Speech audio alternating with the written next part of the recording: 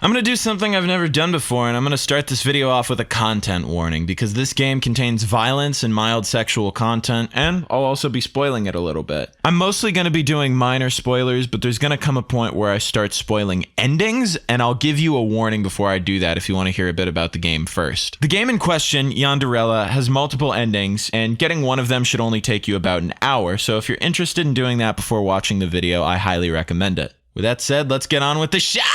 You know, something I talk about pretty often on my channel is nostalgia. Whether it be a game, anime, or website from when I was younger, I really enjoy revisiting things that I used to be attached to and looking back on my childhood with the added benefit of being able to share it with others. I personally see zero reason to do boring adult shit like file taxes or draft up resumes when I could be making 40-minute videos about old fan games no one remembers. Seems like an obvious choice. Just me. But one aspect of nostalgia that's gone completely undiscussed by me and a lot of similar YouTubers is the relationships we form when we're younger. When we're kids, we have best friends that we do pretty much everything with. But, unfortunately, for a variety of reasons, we can often end up becoming distant from those friends. Whether that be because of something like them moving away or just drifting apart, our childhood best friends can end up becoming strangers, and our memories can gradually become more distant over time. Like one of my childhood best friends started posting fascist shit on Facebook, and that didn't make me feel good, so I unfriended him. None of the games that I've covered on my channel so far have really touched on a theme like this. The anime Ananatsu briefly does though, so I mean,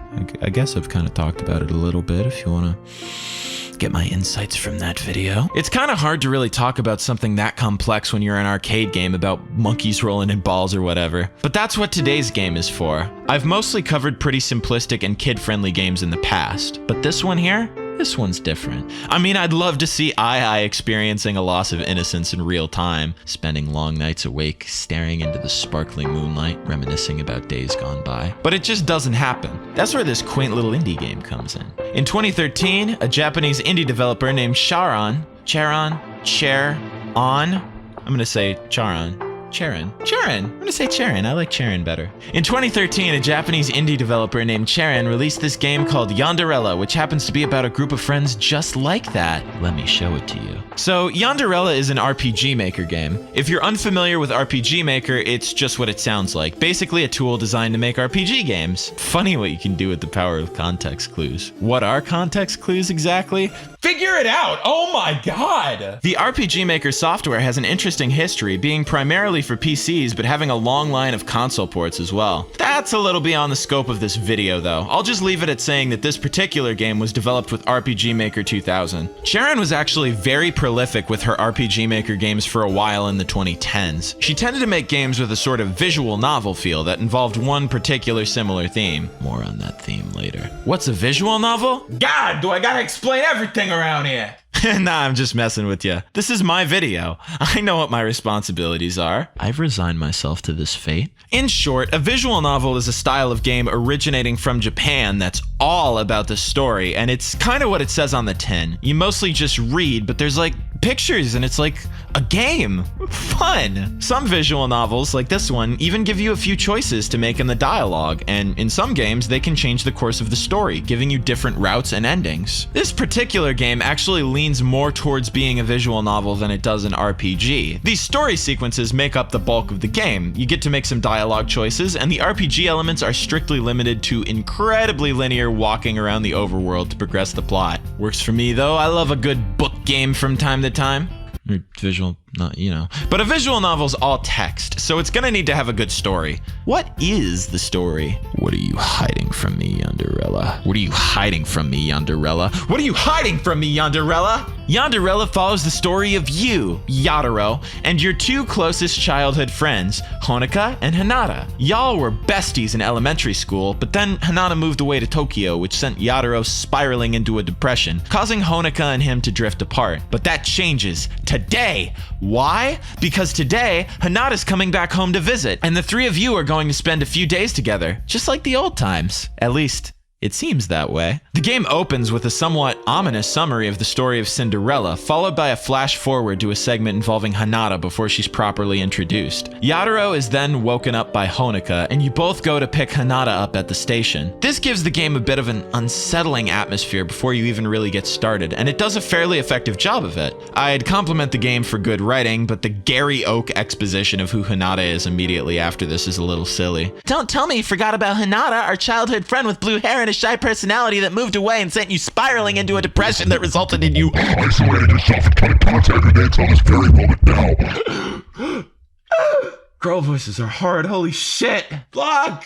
Like, yeah, okay, natural dialogue, beautifully done. Well, now I should probably talk about everyone's personalities and how they play off of each other. Honoka, the red-haired girl, is a bit of a tsundere, meaning she has sort of a cold, aggressive personality, especially around our protagonist. But she's different from other tsunderes in that she seems to back down from rash decisions easily and is ultimately a little shy. Hinata, the blue-haired girl, on the other hand, is pretty warm and friendly, albeit a little soft-spoken. There are a few moments during the story where she proves that she's not remotely shy, though. She can be very forward, especially if she wants something. I actually like these character dynamics quite a bit because both of these characters kind of put on a face over their true personality and then end up being sort of the opposite of that outside appearance deep down. It's especially compelling because it means during the rare moments of the game where it's just the two of them, there's a bit of a role reversal where Honoka ends up being shy, barely able to get a word out, while Hinata ends up taking control of the situation. A lot of visual novels and anime tend to stick to very strict character archetypes, so this is definitely a welcome twist on that formula. As you continue to spend time with Honoka and Hinata, it quickly becomes apparent that they have something in common, and that something is that they both like our protagonist, Yatarou, a lot.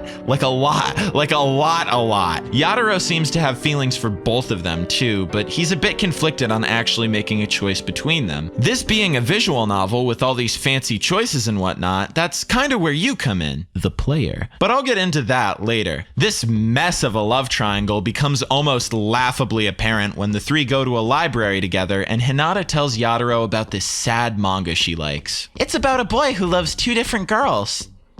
I ain't doing this. I ain't doing it. I ain't fucking doing it! But just when things start to become awkward, Yatarou diffuses the situation by... What? Are you serious? You know, I really identified with the main character in this game. He had only a few close friends during his childhood, and suddenly one of them moved away without warning, signaling an early end to his days of carefree innocence. He went through a legitimate period of depression for what seems to be several years before she came back to visit, and now he's left conflicted over what he should do moving forward, both because of his current romantic feelings for his two closest friends, but also because of the distance between them that exists partially as a result of his own actions. But then this happened. This motherfucker just shit himself. I can't believe this. Not making this shit, pun very intended, any better is the fact that this seems to be a cheap excuse on the part of the developer to get Honoka and Hinata alone together for a bit, which is the first example of that role reversal I mentioned earlier. Hinata basically goes, "Yatarou's mine!" and Honoka slides back into her turtle shell and slowly scampers away. Or I guess as much as a turtle could scamper. Okay, that's kind of not what happens. Hinata's not really mean about it per se, but she is incredibly forward about the fact that she likes Yatarou and wants to ask him out, in a way that makes Honoka very shy and uncomfortable. This added character depth really does add a lot to the game, and the tense music makes you feel for Honoka while also being a little intimidated of Hinata. It kind of seems like she's not really the person she acts like all the time. Putting that slightly uncomfortable and strangely specific thought aside, I thought that I would take a moment to describe my playstyle for this game, which I think will be especially useful for my viewers who aren't as familiar with the visual novel genre. While not all visual novels have a romance element, the ones that do tend to make it a large focus. And oftentimes, your dialogue choices will have many tiny ramifications that will ultimately determine not only who you end up with, but how you get there. Many of them have multiple endings, and some of them even have bad endings where you can mess up and not end up with anyone. Sometimes these bad endings can feel entertaining and rewarding in their own right, which give these visual novels a lot of replay value, and it encourages you to try playing in different ways. For example, I played my first run of Yonderella as I play real life, avoiding any possible interaction in which I would have to earnestly speak my feelings. This is called limping. It's a legitimate strat to life. I feel like this game will have strong replay value because a lot of the options you get are pretty out there. Some of them, like "Hinata, I love you," are a little on the nose, but others are just funny. You could be a cold, sarcastic motherfucker in this game. In fact, since Yanderella is such a short game, taking only about an hour to complete, it shouldn't actually be too long till we get an ending now. Then we can try again for another one. Honoka was clearly pretty shaken up by that interaction with Hinata because she asks us if we like Hinata, but runs away before we can actually respond. This is what we in the business call typical tsundere shit. Anyways, we're just gonna have to put that thought behind us and head to bed before waking up to another day with our old friends. I should warn you that this is the point where I'll be majorly spoiling things like the endings for the game, so if you're interested in playing it for yourself, now would be the time to click off this video and go do that. And feel free to come back after you get, at least one of the endings. I'd recommend, you could try for multiple. It's really up to you. But I'll always be here. I'll always be here waiting. You can always come back to Uncle John. Hinata wants to go to an arcade, and Honoka says that if there's one in town, it's gotta be at the station. Fuck you mean if there's one in town? You live here! Kind of a wasted opportunity not to make it its own separate building, to be honest. There's like multiple other buildings on the straight line that is this town, and we never get to visit any of them. To be fair, this could be to keep the RPG aspect as simple as possible so as to really emphasize the visual novel aspect, but I'm not sure. Still strikes me as a little odd. Like, what the hell else is in this town? Where's the world building? Where's the world building in this hour-long RPG Maker game? You anime drawing hack! Now, I gotta say, I was a little taken aback when I entered the station and the game asked me, point blank, if I wanted to skip to a decision. This definitely feels like the end. After bragging about the size of the arcade in Tokyo, fucking Tokyo, Hinata reveals that the reason she wanted to go to an arcade in the first place was to take a picture with Yatarou and Hinata in the photo booth. Wholesome. At this point, however, something catches Hinata's eye, that being a crane game with a stuffed rabbit inside. Hinata and Honoka both try to get it out of the machine, but to no avail, so our player character gives it a shot, and he succeeds. Can't believe I didn't get to play a rigged crane game minigame. This is bullshit. Bad game design. And after he does that, we are faced with a decision. Well, I suppose Hinata was the one who wanted it in the first place, so let's give it to her. あいつがいなければ私がもらうはずだったのに That common theme in all of Charon's RPG Maker games, just for the record, is Yandere. Oh, the thing that I've just done. Do you remember how I said that many visual novels have different endings depending on the choices you make along the way? Well, Yonderella has 3. You want to take any wild guesses as to how the game determines which ending you get? A lot of visual novels have very complex branching paths with many different factors determining how you end up going down the road that you do. Yonderella is not one of those games. Despite the game giving you a lot of choices between different dialogue options throughout the duration of the experience, there's only one that truly matters, and it's this last one. Seems like a serious missed opportunity. Not only are there a ton of options that could have been a great opportunity to shake up the story, but the game also does something interesting that I think could have factored in as a very unique mechanic.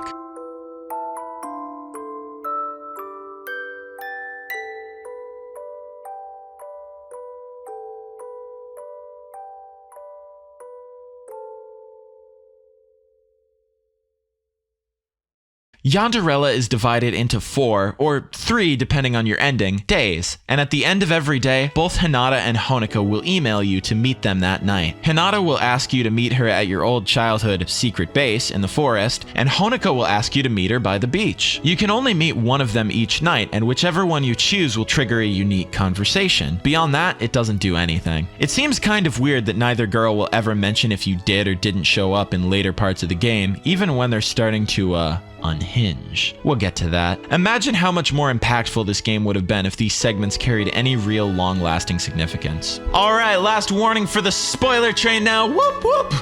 We're Fuck. We're gonna start discussing the endings. If you don't want the ending spoiled for you, leave the video now. Go play the game and then come back when you're through. Again, very short game. You should be able to finish at least one run within an hour. Last chance, I'll wait. I should also mention that this is where that content warning is going to come into effect. So this is also your last chance to click off the video if you're disturbed by violence or mild sexual content. Okay, as for the endings themselves, oh boy, you might want to sit down. To briefly summarize, if you give the bunny to Hinata, Honoka loses her goddamn mind, giving you a 1,000-yard stare for the rest of your time in the arcade. Hinata was the one who wanted it in the first place, dude. Please calm down. Honoka is then shown reflecting on how Yatarou grew depressed after Hinata initially moved to Tokyo. In her own words, it was as if Yatarou was bothered by Honoka's presence when she tried to visit him after this. And so, Honoka confronts Hinata, who, oh my god, he basically belongs to me now. He basically belongs to me now? He gave you one stuffed animal. Calm down. After an ominous introduction to the fourth and final day, control is stripped from us as we, whoa! I don't know if I can show that. Yatarou and Hinata participate in fun activities. Because I guess in this universe, giving someone a stuffed animal is actually a very loaded decision that commands a lot of commitment. Anyways, just as they're getting ready to do the deed, Honoka walks in. She's not very happy, especially because all three of them were supposed to hang out that day.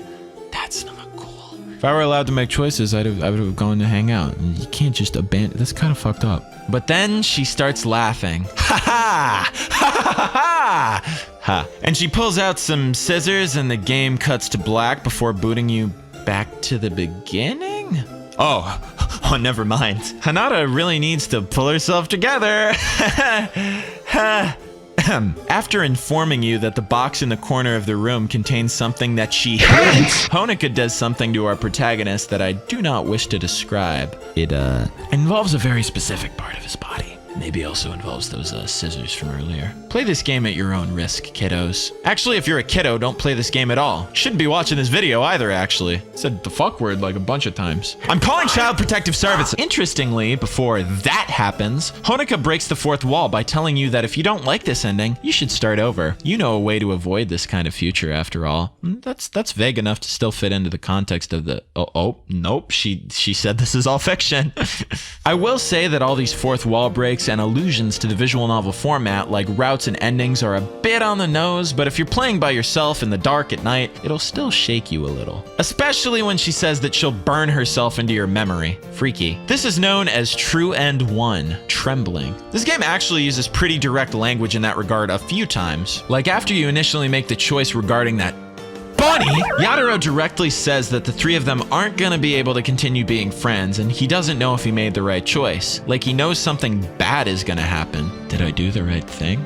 You know, sometimes I wonder that myself. Side note, I say allusions to the visual novel format and not allusions to this game's format in particular because this game doesn't really have routes. I'm sorry, one relevant choice at the end does not a route make. This is also an interesting inclusion because Yonderella came out the same year as another visual novel that popularized this kind of fourth wall breaking twist in Japan, and a few years before a little game that popularized the same kind of twist in English-speaking countries. Notice how I didn't say the names of these games, but instead flashed some pictures on screen. That way, if someone hasn't already played these games, it's not spoiled for them, but if you have, you know for sure which games I meant. Very clever of me. Big brain, Jonii. I suppose you probably know the general trajectory of the ending you get if you choose to give the rabbit to Honoka, so I'll try to be a bit more brief when describing this one. Honestly though, it's more different from the first ending than I'd expected, and probably more in-depth overall, so that might be a broken promise. But the fact that it is more in-depth also makes it just the slightest bit more nightmare-inducing joy. Honoka actually tries to refuse the rabbit at first and tells you to give it to Hinata, but apparently you give her puppy dog eyes and she takes it. Hinata, in return, gives you eyes that are most definitely not that of a puppy dog. At least I'm pretty sure. I don't own a dog. Hinata is then shown sadly mourning the loss of a single stuffed animal, at first making Cinderella allusions before very directly talking about her own backstory. Her parents put a lot of pressure on her to behave a certain way in public and perform well in school and things like that, and so she lives in constant fear of being good enough and feels that she has to put on a face instead of truly being herself. I personally think that this is very well done. The whole game kind of shows her to be more of a forward and assertive person than she lets on, and the ending tells you the reason why that is. And she only reflects on it when it's relevant, so it doesn't come off as shoving this backstory in your face for the sake of it. It feels natural because she's under a lot of pressure. Although it technically breaks the show not tell rule because she tells you, but it does show her telling you.